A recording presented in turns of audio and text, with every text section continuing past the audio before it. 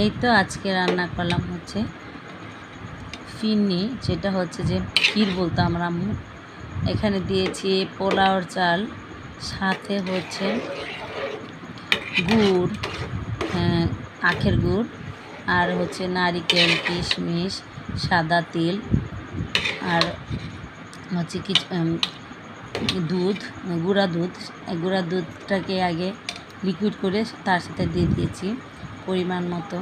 তো এখানে মানে আখের গুড়টা দেওয়াতে লালচে দেখাচ্ছে, দুধটা এখানে দেখাচ্ছে না।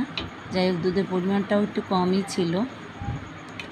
যাই হোক, এখন রান্নাটা কেমন হলো আপনারা লাইক কমেন্ট শেয়ার করে জানাবেন।